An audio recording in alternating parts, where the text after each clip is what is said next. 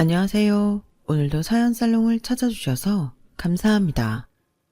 5년 전 남편과 사별하고 아들과 살고 있는 여성이에요.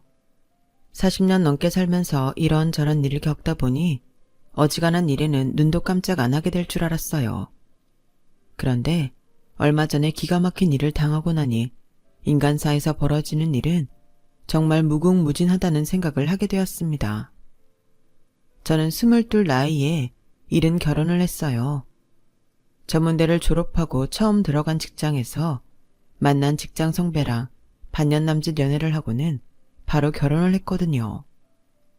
결혼을 하기엔 이른 나이였고 이제 막 사회생활을 시작해서 돈도 모으지 못한 처지였는데도 무모하게 결혼을 강행했어요. 솔직히 죽고 못 사는 사이도 아니었고 그렇다고 혼전 임신을 했던 것도 아니었지만 그때는 남편만이 내가 숨을 쉴 수 있는 유일한 안식처라고 생각했던 것 같아요. 다행히 저희 부모님도 결혼을 반대하지 않으셨어요. 정확히 말하면 하거나 말거나 관심조차 없으셨다고 해야 맞겠네요. 딸 자식이 결혼을 한다는데 어떻게 그럴 수 있느냐 하시겠지만 복잡한 저희 집 상황을 들어보시면 이해가 가실 거예요. 저는 저희 부모님 중 누구와도 피 한 방울 섞이지 않는 딸이에요. 그렇다고 입양된 것도 아니에요. 제 친부가 돌아가신 후 엄마는 재혼을 했는데 재혼한 지 6년 만에 교통사고로 돌아가셨어요. 저한테 딱히 정은 없었지만 마음이 무질지 못했던 새아빠는 저를 데리고 재혼을 하셨고 지금의 가정이 만들어진 거죠. 전처 자식을 데리고 재혼을 하는 남자가 흔치 않잖아요. 그래서 지금도 새아빠가 대단한 사람이라는 생각을 하곤 해요. 물론 저한테 따뜻한 부정을 주지는 않으셨지만 그래도 책임을 지려고 노력은 하셨으니까요. 아무튼 이런 상황이다 보니 저희 집에서는 제 결혼이 알턴니를 빼는 기분이었을 거예요. 제가 결혼을 할 때 새아빠는 결혼자금으로 3천만 원을 대주셨는데 저희 엄마가 사고로 돌아가신 뒤 받은 보험금 중 일부라고 하시더군요. 딱히 내 결혼을 염두하고 남겨둔 돈은 아니었어. 네 엄마 사망보험금을 와이프한테 넘겨주기도 그래서 따로 가지고 있었을 뿐이야. 그래도 딸 자식 결혼자금으로 쓰이는 거니까 하늘에서 네 엄마가 좋아하리라 생각한다. 그리고 말이다. 너도 알다시피 우리가 피가 섞인 부녀관계도 아니고 그렇다고 내 와이프랑 네가 그리 돈독한 사이도 아니잖니? 네 결혼식 때까지는 부모 노릇을 하겠다만 이후에는 굳이 왕래하고 지낼 필요는 없을 것 같다. 그렇다고 매정하게 연을 끊자는 건 아니고 종종 안부 전화나 해주렴. 아무쪼록 잘 살아라. 남편한테도 시어머니한테도 사랑 많이 받고. 이제 부녀의 연은 끝났다는 새아빠의 말이 서운하지는 않았어요. 오히려 그동안 키워주신 거에 감사할 따름이었죠. 사실 제 남편이 결혼을 서두른 건 제 가정사 때문이기도 했어요. 가족이라고는 하지만 남과 다를 바 없는 사람들인데 그 틈에서 외롭지 않아? 그 집에 친자식들도 있다며. 혼자라서 외로운 거랑 사람들 사이에서 외로운 거랑은 천지 차이야. 그럴 바에는 차라리 그 집에서 나오는 게 낫지. 그래서 말인데 결혼 서두르자. 적어도 나랑 있으면 그 집에 있는 것보다 덜 외로울 거야. 평소 무뚝뚝한 사람이라서 청혼마저도 사무적인 어투로 딱딱하게 들렸지만 그 안에 담긴 진심만큼은 세상 그 어떤 말보다 따뜻했어요. 가족이라 불리는 사람들과 수년을 한 지붕 아래 살면서도 단 한 번도 느껴보지 못했던 애정이 듬뿍 담겨 있었으니까요. 그래서 이 사람이라면 나도 더는 외롭지 않을 수 있겠다는 생각으로 결혼을 하기로 했어요. 남편은 홀어머니 밑에서 5살 어린 남동생과 함께 자랐어요. 아버님을 일찍 여인 탓에 어리광도 제대로 피워보지 못하고 일찍 어른이 되어버린 사람이었죠. 그래서 그런가 생활력도 강하고 책임감도 남다른 사람이었어요. 시어머니는 간장게장 전문 식당을 하시는데 처음엔 간판도 없이 손바닥만한 곳에서 시작했지만 지금은 꽤 이름이 나서 피크타임에는 1시간은 기본으로 줄을 서야 하는 곳이 되었죠. 게다가 가게가 위치한 곳이 알짜배기 땅이라서 누구나 탐을 내는 자리기도 했어요. 30대 초반에 과부가 된 시어머니는 그 자리에서 장사를 시작해 아들 둘 대학 공부시키고 가게가 새들어 있던 건물을 사버렸을 정도로 악착같이 일해 자수성가한 분이에요. 그래서 그런가 늘 자신감에 가득 차 있는 분이었죠. 까탈스럽게 구는 손님들한테는 돈 안 받고 내쫓기 일쑤고 직원들한테도 엄청 깐깐하게 구셨어요. 이따위로 일할 거면 당장 때려치워. 난 내 말 안 듣는 직원 필요 없으니까. 왜 내가 하라는 대로 안 하고 지멋대로 하냔 말이야. 네가 사장이야? 혹여 직원이 반발이라도 할라치면 아주 난리가 나곤 했어요. 글쎄, 입 닫고 내 말만 들어. 내가 다 알아. 내가 간장게장 하나 팔아서 이 건물을 산 사람이야. 뭘 알고 떠들라고. 왜 그런 말이 있잖아요. 직장 상사 중에 제일 골치 아픈 사람이 툭 하면 내가 다 알아. 내 말대로 해. 이런 소리 하는 사람이라고요. 자신의 경험이 과학적인 분석보다 월등하다고 믿는 사람들 말이에요. 내가 이 방식으로 성공했으니 이게 최선이라는 독선에 빠진 위험한 인물들이죠. 저희 시어머니가 바로 그런 분이었어요. 시대가 변하면 분명히 바뀌어야 하는 부분도 있기 마련인데 시어머니한테는 씨알도 안 먹히는 소리였죠.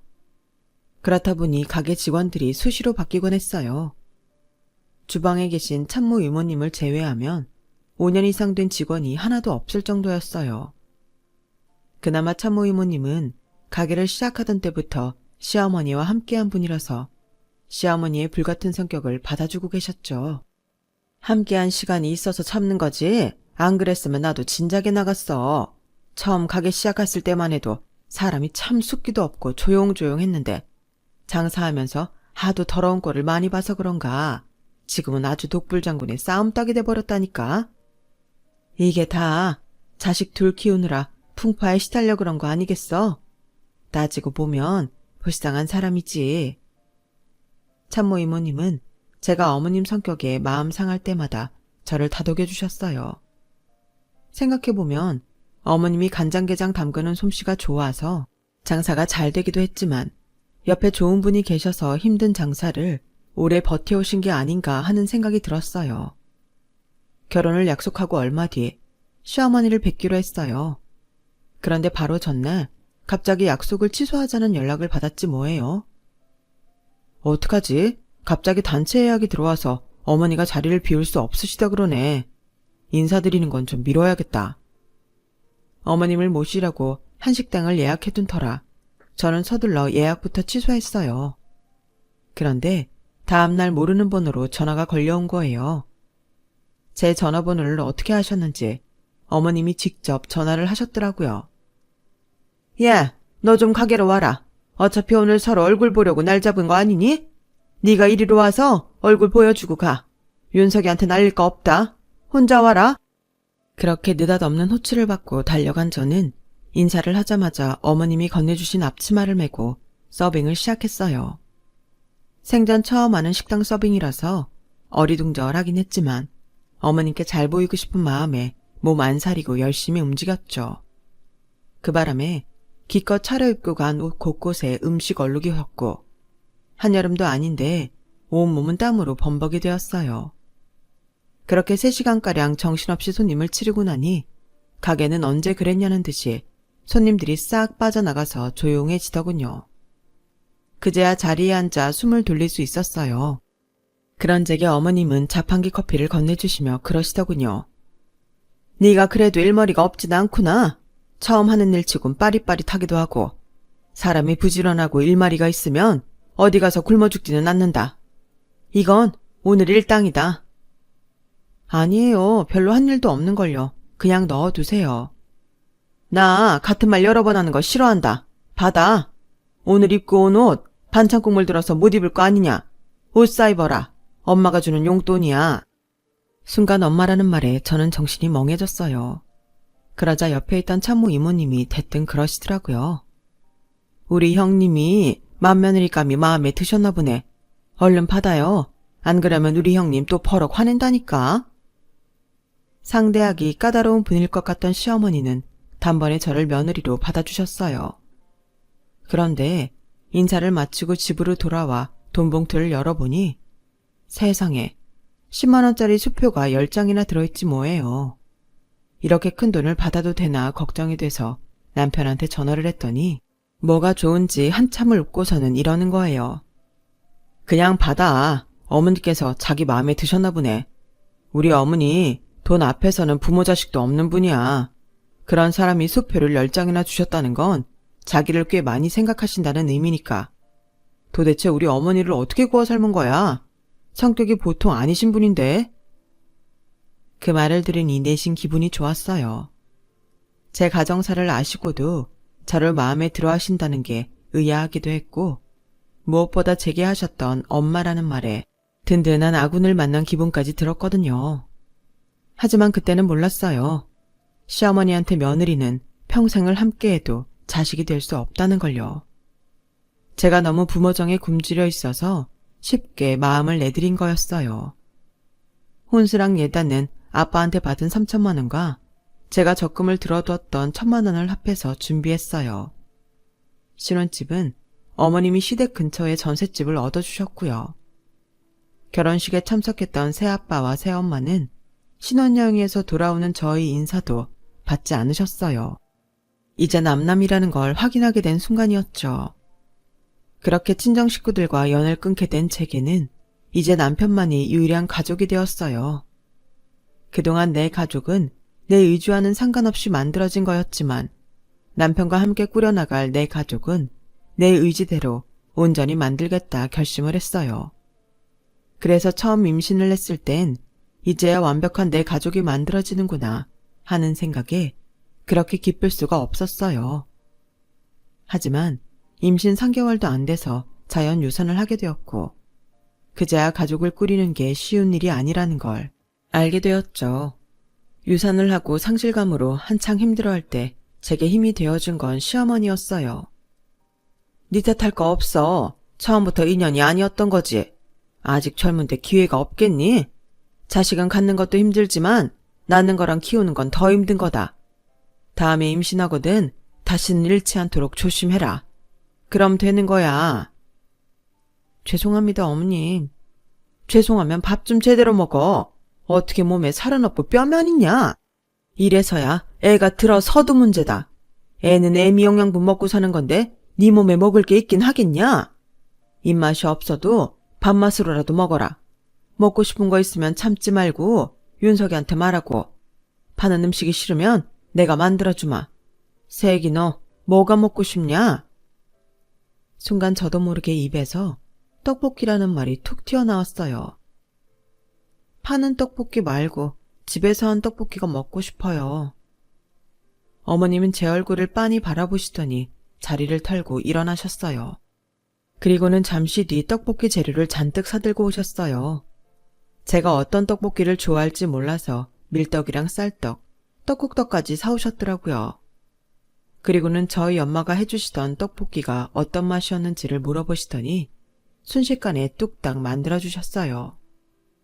물론 저희 엄마표 떡볶이와는 확실히 달랐지만 흉내를 내시려고 노력한 어머님의 정성 탓인지 그날 먹은 떡볶이는 제 인생에서 먹어본 떡볶이 중 최고였어요. 어머님의 떡볶이로 묘산의 아픔을 위로받은 저는 이듬해 저희 아들을 임신했어요. 한 번의 아픔이 있던 터라 이번에는 임신 초기부터 출산 전날까지 엄청 몸을 사리며 조심을 했죠. 그리고 드디어 무사히 아들을 출산하게 되었어요. 출산 후 복직을 할 생각이었던 저는 3, 7일 이후부터는 몸 만들기를 시작했어요. 그런데 마음만 앞설 뿐 육아에 지친 몸이 잘 따라와 주지 않더라고요. 임신으로 늘어난 체중은 빠질 생각을 안 하고 밤이고 낮이고 줄곧 보채는 아이를 달래느라 잠을 제대로 못 잔 탓에 하루 종일 수면 부족으로 몽롱한 상태였어요. 운동은커녕 딱 3시간만 다리 쭉 뻗고 잤으면 좋겠다 싶더라고요. 잠은 부족하고 할 일은 많고 살은 안 빠지니 성질만 예민해져서 툭하면 남편한테 화풀이를 하다 보니 남편도 죽을 맛이었던 모양이에요. 그냥 이참에 회사 그만둬. 애 키우는 것도 벅찬 상황에 복직 준비한다고 다이어트까지 하려니 몸이 나만 나겠어. 내가 너랑 우리 아기 못 먹여 살리겠니? 말이 쉽지. 자기 혼자 벌어서 어떻게 애를 키우고 살아? 애 분유값에 기저귀값, 어린이집은 뭐 공짜로 보내? 거기다 학교 들어가 봐. 돈 들어갈 구멍만 더 커진다고. 나도 속상해 미치겠어. 임신 초기에는 우리 아기가 몸 건강히 태어나게만 해달라고 빌었는데 막상 아이를 낳고 보니 시작부터 힘들다는 말만 나오더라고요. 도대체 엄마들은 애들을 둘 셋씩 어떻게 낳고 키웠나 모르겠어요. 저는 하나도 벅차서 빌빌대니 말이에요. 이런 고민을 한 방에 날려준 건 시어머니였어요. 하루는 집에 찾아오셔서 그러시더라고요. 애미야, 너 꼭 복직해야겠니? 돈 버는 게 목적이라면 굳이 회사로 돌아갈 필요는 없지 않느냔 말이다. 하지만 어머님, 회사에 안 다니면 제가 무슨 수로 돈을 벌겠어요. 별다른 기술이 있는 것도 아닌데요. 그래서 말인데 애 좀 크면 가게에 나와서 일 배워라. 그때까지는 내가 니들 생활비 원주해주마. 매달 200씩 주면 되겠지? 어차피 나 죽으면 누군가는 가게를 맡아야 할 거 아니니. 기껏 자리 다 잡아놨는데 남한테 넘겨주긴 아깝잖아. 그러니 네가 내 앞에 딱 붙어서 일 배우고 가게 물려받아. 생각지도 못한 어머님 말씀에 정신이 번쩍 들었어요. 따지고 보면 제가 복직을 해도 일하는 동안 아이를 맡길 사람을 써야 하고 시설에 맡기더라도 들어가는 돈이 한두 푼이 아니거든요. 어쩌면 제 월급이 고스란히 얘한테 들어갈 판이었으니까요. 그런데 어머님이 매달 200만 원씩이나 대주신다니 애도 내 손으로 키울 수 있고 이보다 도울 수가 없었죠. 더군다나 어머님 가게를 저한테 물려주신다는데 황금알을 낳는 거위를 품에 안는 심정이었어요. 남편도 그 말을 듣고는 저처럼 좋아하더라고요. 그렇게 저는 복직을 포기하고 회사에 사표를 냈어요. 그리고 아이가 4살이 되던 무렵부터 어머님 가게로 출근을 하게 되었죠. 처음에는 아이가 어린이집에 있는 동안만 가게에 나가 일을 했고 아이가 초등학교에 들어갈 무렵부터는 일하는 시간을 차차 늘려갔어요. 그런데 이게 참 애매한 게 말이죠. 가게에 출근을 한 이후로 온전히 월급을 받은 적이 없다는 거예요. 따로 월급을 줄 거 뭐 있어? 그냥 그때그때 돈 필요하면 말해라. 어차피 나중에 네가 가질 건데 사장이 액수정해놓고 월급 받아가는 거 봤니? 어머님, 그래도 목돈 들어갈 일은 계획도 세워야 하는데 매달 고정 수입이 없으면 계획 세우기가 힘들어요. 얘도 참, 무슨 계획이 있는데? 나한테 말해. 그럼 돈 줄 테니까.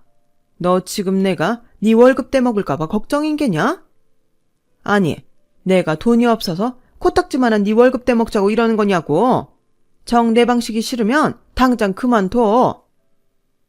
어머님은 끝내 제 의견은 무시한 채 어머님 방식대로 돈을 주셨어요. 내가 일하고 받는 돈인데도 불구하고 저는 매번 돈이 필요할 때마다 어머님 앞에서 힘들게 돈 얘기를 꺼내야 했어요. 이건 정말 경험해보지 않은 분들은 모를 거예요. 얼마나 구차하고 비굴한지를요. 그래도 가게를 뛰쳐나오지 못했던 건 어머님이 언젠가는 제게 가게를 물려주신다는 약속 때문이었어요. 제가 더 가게에 목을 매기 시작한 건 도련님이 결혼을 하면서부터였어요. 시집온 동서가 은근히 가게를 노리는 게 보였거든요.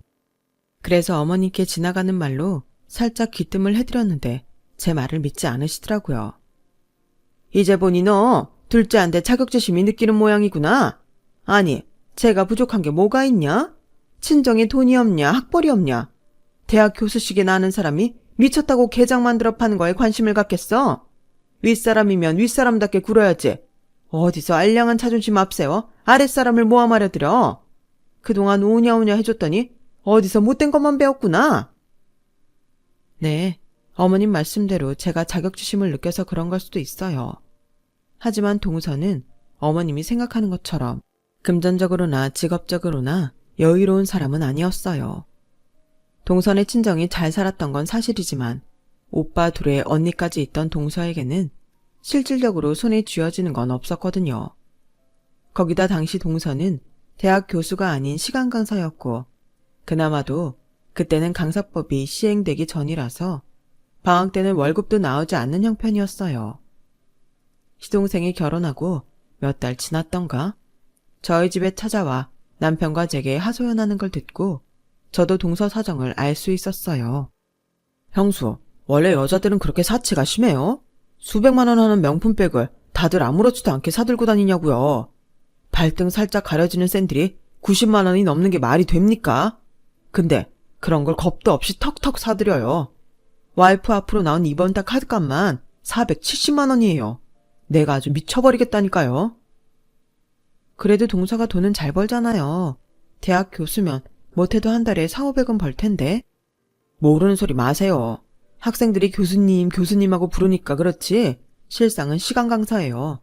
같은 강사인데도 동네 보스퍼근 강사들보다도 월급도 적다고요. 게다가 방학 때는 수입이 빵원이에요. 그런데도 정신을 못 차리고 돈을 써대니 내가 미친다니까요.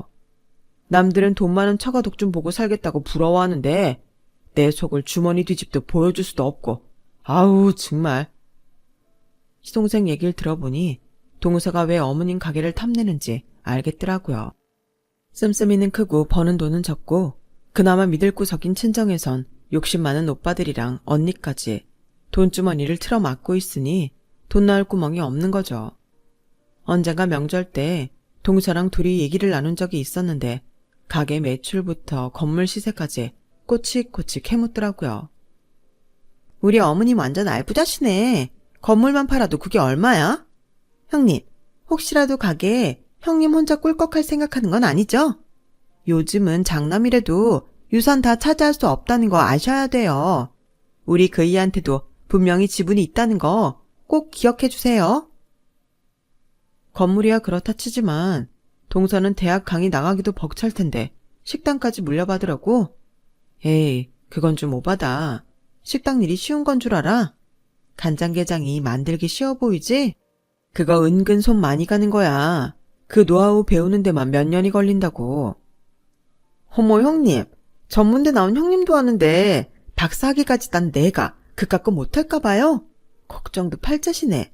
어머님이 저한테 식당만 물려주신다면 그깟 대학 강의 당장 집어치울 거예요. 벌어들이는 액수의 자릿수부터가 다른데 내가 바보예요? 설마 형님이 혼자 받아 챙기려고 하셨던 건 아니죠? 굴러온 돌이 박힌 돌 빼낸다고 호시탐탐 식당을 노리는 동서 때문에 저는 조금씩 초조해졌어요. 그래서 더 어머님한테 월급을 달라고 조르지 못했어요. 괜히 미운 털 박혔다간 그나마 몇 년 고생해서 일 배운 것도 수포로 돌아갈 테니까요.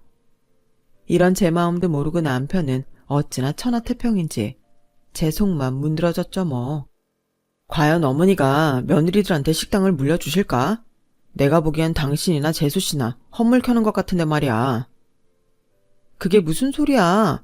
지금까지 내가 어머님 밑에서 얼마나 고생하며 일을 배웠는데 월급이나 제대로 주셨어? 툭하면 나중에 다 네 거 되는데 그깟 몇 푼 안 되는 월급 타령한다고 면박이나 주셨지. 그래놓고 동서한테 홀랑 넘겨주시면 나 정말 가만 안 있을 거야. 당신도 그땐 확실히 해야 돼. 그때까지만 해도 남편이 제 방패가 되어줄 거라는 생각이 있어서 크게 걱정은 하지 않았어요. 하지만 세상 일은 정말 모르는 거더라고요. 아침에 멀쩡히 출근했던 남편이 퇴근길에 쓰러졌다는데 병원에 달려가 보니 의식조차 없더라고요. 그렇게 일주일을 중환자실에서 보낸 남편은 허무하게 세상을 떠나고 말았어요. 39에 남편을 잃고 과부가 된 저는 뒤이어 폭풍처럼 휘몰아치는 사건들 앞에 망연자실할 수밖에 없었어요. 장례식 내내 큰아들의 죽음에 목 놓아 울던 시어머니는 이게 다 제가 아홉수라서 남편을 잡아먹은 거라고 제 탓을 하셨어요. 그리고는 재수 없다며 식당에도 나오지 말라고 하시더군요. 어머님, 저한테 왜 그러세요?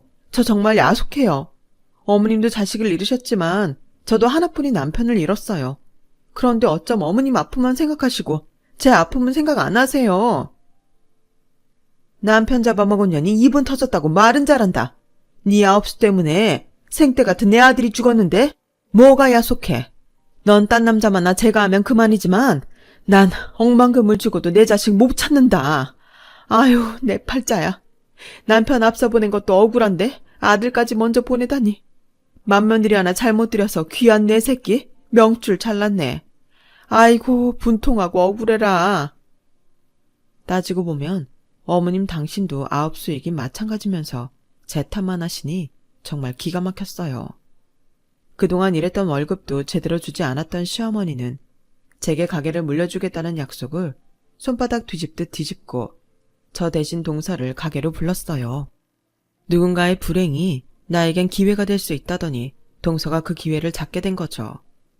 당장 아들과 함께 먹고 살 길도 막막했던 저는 지푸라기라도 잡는 심정으로 어머님 가게로 찾아갔어요. 어머니, 가게는 저한테 주시기로 하셨잖아요. 지난 15년간 어머님 밑에서 온갖 허드렛 일 다 하고도 월급도 제대로 못 받고 일했는데 이제 와서 이러시면 어떡해요? 저는 미워해도 어쩔 수 없지만 우리 민우를 생각해서도 이러시면 안 되죠. 어머님, 제발 약속 지켜주세요. 네? 그래, 말 잘했다. 내가 넌 미워도 내 손자는 미워하면 안 되지. 그렇고 말고.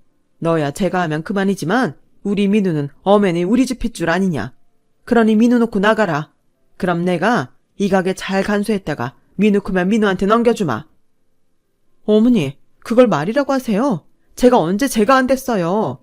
혹여 제가 제가를 한다면 그때 가서 가게 다시 뺏으시면 되잖아요. 그리고 어머님 입으로 하신 약속도 하루아침에 손바닥 뒤집듯 하셨는데 제가 어머님을 어떻게 믿고 내 아들을 놓고 나가요? 어머님이 제 입장이라면 그러시겠어요? 결국 저는 가게를 포기하고 아들을 선택했어요. 대신 그동안 제가 일했던 월급은 제대로 계산해서 청구했어요. 그런데 참 끝까지 해도 너무하더라고요. 저희 결혼할 때 전셋집 보증금 해주셨던 걸 기어이 빼고 주시더라고요. 진짜 더럽고 치사해서 다시는 이 집구석에 발도 들이지 않겠다 결심하고 돌아섰어요. 밀린 월급을 받았지만 아파트 대출금이며 다달이 들어가는 생활비 때문에 당장 일자리를 구해야 했어요. 그동안 어머님 식당에서 일 배운 걸로 식당에 취직이라도 해야 하나 고민하고 있었는데 보험사에서 연락이 왔어요. 남편의 경우 업무 과중으로 인한 과로사가 인정돼서 산업재해 판정을 받게 됐다고요. 그 순간 제가 무슨 생각을 했는지 아세요? 남편이 불쌍한 우리 모자를 도왔구나. 그 생각부터 들더라고요. 마치 남편이 어떻게든 살아내라고 비빌 언덕이 되어준 것 같았어요. 그래서 용기를 내 식당을 차렸어요. 남편 앞으로 나온 보상금과 아파트를 팔고 전셋집으로 옮기면서 남은 차액으로요.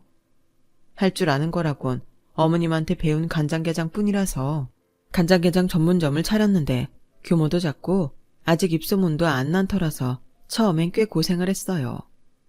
어머님 가게에서 일하면서 알아둔 손님들한테 일일이 전화를 하고 카톡으로 홍보 문자를 보냈지만 가게까지 찾아주는 손님은 몇 명 안 되더라고요. 원조집이 멀쩡히 장사를 하는데 끈떨어진 연인 제 가게까지 와줄 리가 없었죠. 하지만 하늘이 무너져도 솟아날 구멍이 있다고 모 배우 한 분이 저희 집에서 점심 식사를 하시곤 SNS에 해시태그와 함께 가게 사진을 올려준 덕에 손님들이 하나둘 찾아오기 시작했고 때마침 아들 녀석이 SNS에 계정을 만들어 가게 홍보를 해줘서 젊은 나이대 손님도 많이 늘게 되었어요. 물 들어올 때 노저라는 말대로 손님이 늘기 시작하자 배달 어플을 통해 포장 배달도 시작하고 서울 지역에 한 해 택배 배송도 시작했어요. 그렇게 5년이 지난 어느 날 어머님 가게에서 일하던 참모 이모님이 가게로 찾아오셨더라고요. 저를 내쫓고 이듬해던가 풍을 맞은 시어머니는 일선에서 물러나고 동서가 가게를 맡아 하기 시작했는데 게장 맛이 전과 같지 않아서 손님들이 다 떨어졌다고 했어요. 저희 집으로 예전 단골 손님이 유입되기 시작한 것도 그 즈음이었으니 어찌됐던 간에 제가 동서의 불행을 틈타 행운을 얻은 셈이니 했네요. 둘째 며느리 아주 못쓰겠어. 형님이 쓰러지자마자 바로 건물 명의부터 바꾸려 들더라고. 근데 자기 시어머니가 보통 사람이야? 어디다 숨겼는지 인감이랑 건물 문서를 감쪽같이 숨기고는 죽어도 안 가르쳐주지 뭐야. 그 바람에 둘째 아들이랑 둘째 며느리가 가게며 집이며 건물 곳곳을 이잡듯 뒤졌는데 결국 안 나왔잖아. 그러느라 가게 일에 신경도 안 써서 결국 지난달에 가게 문 닫았어. 그 바람에 나도 이제 백수 됐잖아. 그쪽 집하고는 통 연락을 안 해서 그간 사정은 모르고 살았어요. 어쨌든 안 됐네요. 어머님도 그렇고 가게도 그렇고. 어머님이 어떻게 일군 가게인데 그렇게 허망하게 말아먹다니. 어떤 면에선 동서가 참 대단해요. 이모님, 혹시 일자리 구하시는 거면 저희 가게로 오실래요? 안 그래도 민우가 곧 분점을 차릴 예정인데 일손이 필요하거든요. 이모님이 와주신다면 한시름 놓을 것 같아요. 아유, 민우가 벌써 사장님이 되는 거야? 민우 군복무할 때 형님 모시고 한번 찾아간 적이 있었는데 그땐 제대하면 복학할 예정이라고 하더니 학교는 그만뒀나 봐. 어머, 내가 그걸 왜 몰랐지? 군대 얘기하니까 이제야 생각이 나네. 민우 엄마야, 나 인감이랑 건물 문서 어디 있는지 알겠다. 민우한테 있었네. 형님이 몸도 제대로 못 가누면서 굳이 민우 면회를 가겠다고 하더니만 그걸 주려고 갔던 거였어. 참모 이모님이 돌아가시고 난 뒤 저는 아들을 불러 어머님 손가방에 대해 물었어요. 그랬더니 아들 녀석이 그날 밤 제 방에 들어와 누런 문서 봉투를 내밀었어요. 거기에는 어머님의 인감은 물론 건물 문서, 그리고 공증받은 유언장이 들어있더라고요. 유언장에는 은행에 맡긴 현금과 어머님이 살고 계시는 집, 가게 운영권은 둘째 아들 내외한테 주고 건물은 제 아들 녀석에게 준다고 명시돼 있었어요. 며느리인 제게는 끝까지 매정하시더니 그래도 핏줄인 손자는 끔찍이 생각하셨던 거예요. 참 지독한 핏줄 사랑이라는 생각이 들더군요. 그리고 얼마 전 어머님의 부고가 날아왔어요. 장례식이 끝나기가 무섭게 건물주 행세를 하려던 시동생과 동서는 건물이 제 아들 앞으로 남겨졌다는 사실을 알고는 불이 나게 달려왔더라고요. 이미 은행 예금 잔고도 다 털어먹고 어머님 집까지 저장 잡힌 상황이라 그들이 기댈 곳은 건물 하나뿐이었는데 그나마도 사라지게 되니 눈이 뒤집힌 거였죠. 아니, 진작에 집에서 쫓겨난 사람들이 이제 와서 어머님 재산을 탐내는 건 무슨 심보예요? 싫다고 뛰쳐나갔으면 죽이 되든 밥이 되든 당신들끼리 알아서 살 일이지. 병든 노인네를 꼬셔서 건물을 빼돌려? 형님도 그렇지. 게장집 잘 된다면서요. 그럼 게장이나 팔아먹고 살 일이지. 자식 앞세워 이런 짓까지 합니까? 암튼 나 이거 가만히 못 넘어가요. 당장 소송할 거야. 유류분 청구 소송이라도 해서 받아낼 테니까 알아서 해요. 동서, 박사학위까지 받은 사람이 참 무식하구나. 이미 건물보다 더 많은 돈이랑 가게 부동산을 받았으면서 무슨 유류분을 찾아먹겠다는 거야. 그래, 어디 소송해봐. 없는 살림에 소송 비용까지 털리겠다는데 누가 말리겠어? 어디 해봐. 할 수 있으면 하라고. 시동생 내외는 처음엔 날강도처럼 건물 내놓으라고 호통치더니 씨알도 안 먹히자 일부라도 떼어달라고 싹싹 빌더군요. 도련님이랑 동서는 어머님 유산 미리 땡겨받았으면서 이제 조카목까지 뜯어먹으려고 온 거야? 사람이 양심이 있어야지. 그 잘나가던 식당을 말아먹고 수십억에 달하는 현금이며 억대 집까지 털어먹기까지 걸린 시간이 단 5년이야. 어머님이 수십 년 동안 피땀 흘려 만든 재산을 5년 만에 까먹은 사람들한테 더 뭘 줘야 하는데. 남이 번 돈으로 쓰는 건 쉽지? 그러니까 이제부터는 자기 손으로 직접 벌어서 먹고 살아봐. 단돈 5만 원도 아까워서 벌벌 떨며 쓰게 될 테니까. 시동생 내외를 내쫓은 저는 한편으로 그때 시어머니한테 쫓겨나길 잘했다는 생각이 들었어요. 시댁에서 억울하게 쫓겨났기 때문에 더 일을 악물고 열심히 살아낸 것 같았거든요. 돈을 버는 게 얼마나 힘든지를 몸소 체득한 덕분에 제가 이룩한 지금의 성공도 더 값지게 느껴집니다. 앞으로도 더 열심히 살아가려 합니다. 지금까지 제 사연을 들어주셔서 감사합니다. 들어주신 분들 모두 꽃길만 걸으세요. 여러분, 사연 댓글에 응원과 현명한 조언 부탁드려요. 좋아요와 구독은 저에게 큰 힘이 됩니다. 오늘도 좋은 일 가득하세요.